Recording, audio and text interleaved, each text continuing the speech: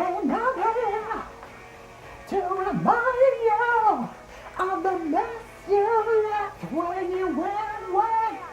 It's not fair to deny me.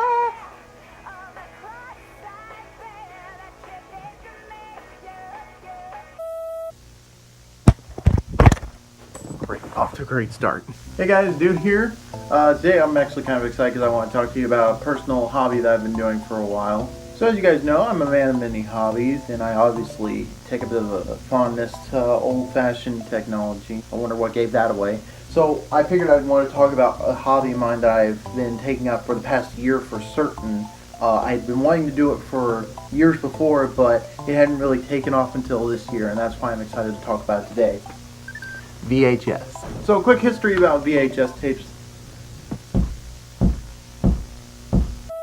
A quick history about VHS tapes is that VHS was the technology that people would watch movie on in the early 70s when it first came out, and then it didn't really take off in the market business until about the early 80s, and that was especially good for when video stores came out, because mom and pop stores, you know, they would sell movies for rental, and you could take it back in a couple days and switch it for a new one for a cheap price instead of having to buy the tapes, which were about $20 a piece back then. So with DVD and Blu-ray coming out, people have been saying how VHS is actually obsolete, and with that they actually donate a lot of the tapes to thrift stores, flea markets, and garage sales, and they sell them for really cheap now. So I got about roughly 130 movies, maybe 140. And I can tell you right now, I bought a lot of my tapes for about $1 a piece. A lot lately, like Goodwill's been having a real blowout sale with them for like 50 cents a piece. So I've been really getting into that. What started me with getting into VHS tapes, there were two movies specifically that I was looking for that I wanted to watch again, and I figured I'd buy them on tape for cheap at Goodwill. It was Good Burger and Space Jam.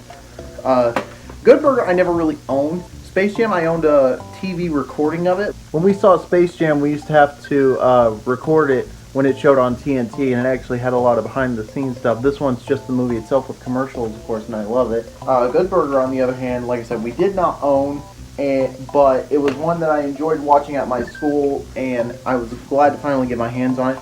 What's weird is that this is actually a Nickelodeon tape, and the tapes usually come in a bright orange color, like the Splat, but this one didn't come with that. Whatever.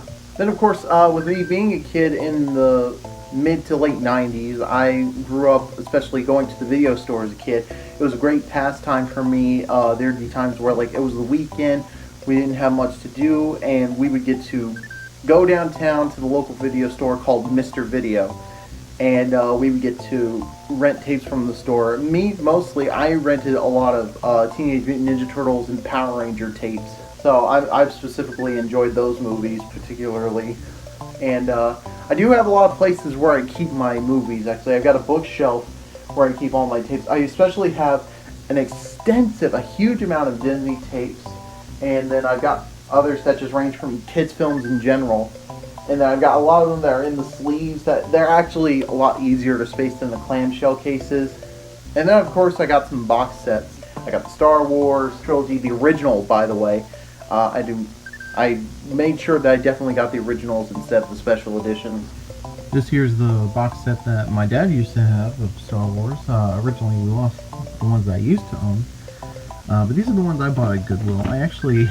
There's a bit of a story to this one. See, when I was at Goodwill, I had originally found these two. And I said, well, where's the first one? I can't buy this if I don't have the first one. So I figured I'd just put them in hiding in case the other one came out of hiding. And luckily it did. The box I actually did get separate, but there was someone who was buying another set that had a box that was nice enough to give it for me. And it also came with this little savings book. Pretty cool. If you open it, you can actually take a look at some of the merchandise they got in here.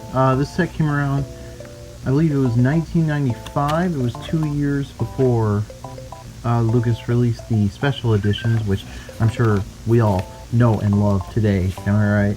No, I'm not right. So, like, I have the Star Trek 6 movie set. I have the Indiana Jones trilogy.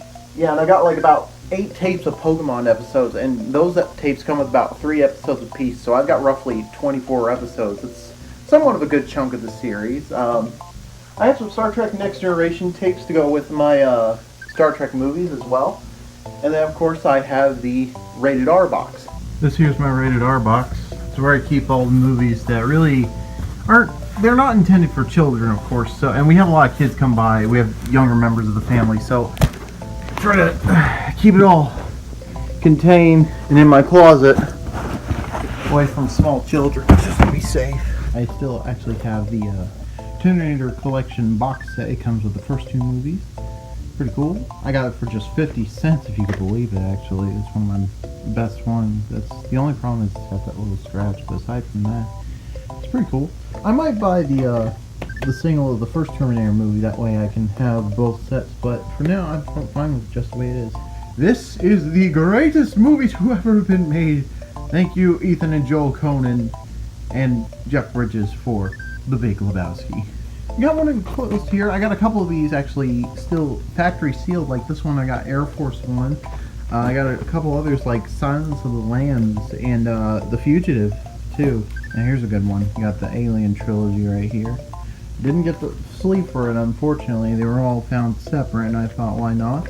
I had to check it first to see if there were just the 3 in this one set, because I know there were more as we went along, but I got some scary movies here, of course, like I got The Shining, I got Bram Stoker's Dracula, Interview with the Vampire, Queen of the Damned. Let's not talk about that one. Here's a good one, The Crow.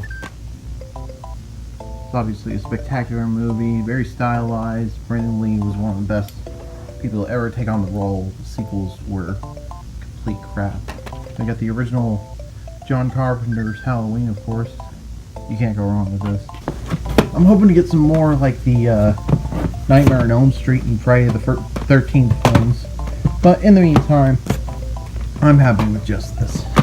One other thing I like about VHS tapes actually is box art. Like, one selling point of any product, you gotta make the design look great, and box art especially makes it look great.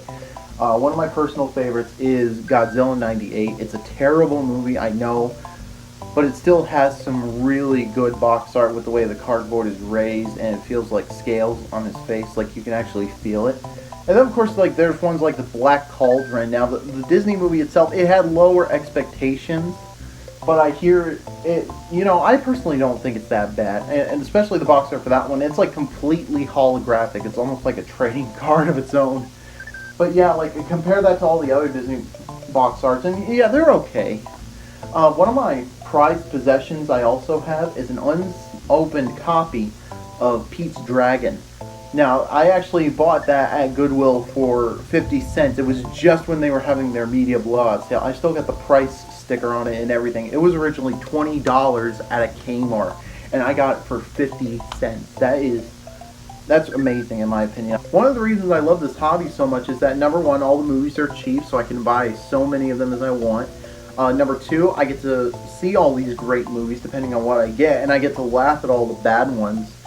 And it's just a way for me to feel a little bit cultured, you know. I get to see all these movies that I never did see before, and I'm like, if I hear it's really good, I'll definitely want to check it out.